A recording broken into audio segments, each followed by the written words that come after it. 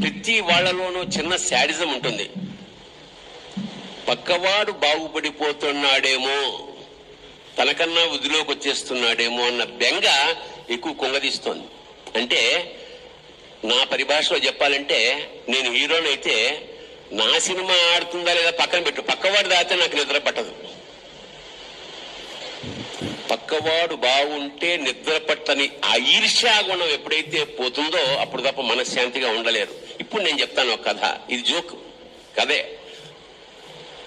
ఒకడు పొద్దున్న లేచి చూసేటప్పటికి పక్కింట్లో మెర్సిడెస్ బెంజ్ కారు ఉంది. ఆశ్చర్యపోయాడు. Just middle class, upper middle class వాళ్లే. మెర్సిడెస్ బెంజ్ కారు ఉంది, ఆ పక్కింటి వాడు దాన్ని కడుగుతున్నాడు. వీడు షాక్ అయ్యాడు.